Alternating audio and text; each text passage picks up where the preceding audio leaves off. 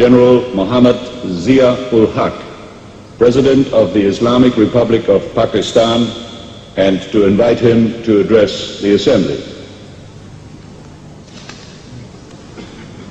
أعوذ بالله من الشيطان الرجيم. بسم الله الرحمن الرحيم. الذين أخرجوا من ديارهم بغير حق إلا أن يقولوا ربنا الله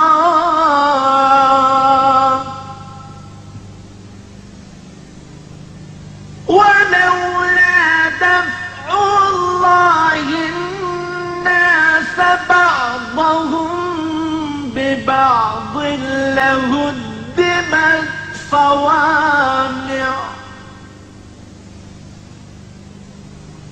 لهدمت صوامع وبيع وصلوات ومساجد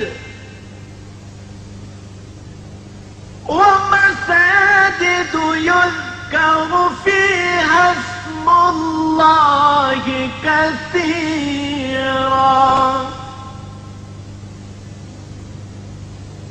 ولينصرن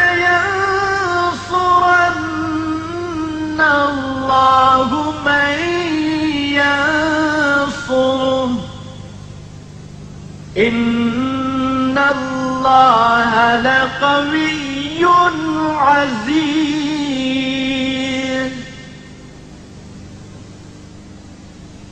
الذين إن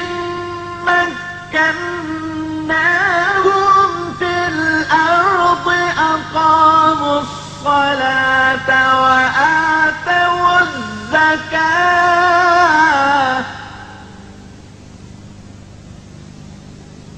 وأمروا بالمعروف ونهوا عن المنكر ولله عاقبة الأمور.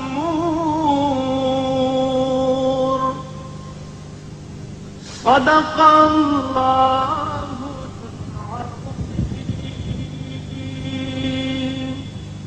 بسم الله الرحمن الرحيم.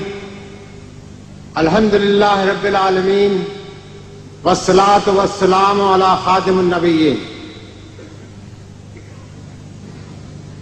Mr. President, it's a great honor for me and my country that I've been given this opportunity to address this 35th session of the United Nations General Assembly on behalf of the 900 million fellow Muslims in commemoration of such an epoch-making event in human history.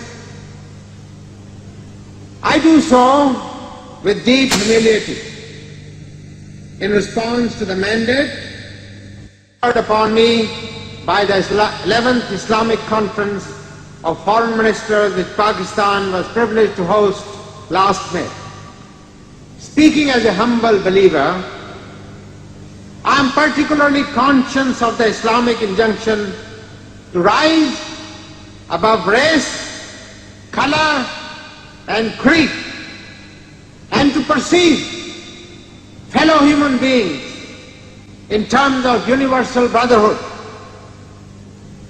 Islam, by its very definition, is a religion of peace and submission to the divine will.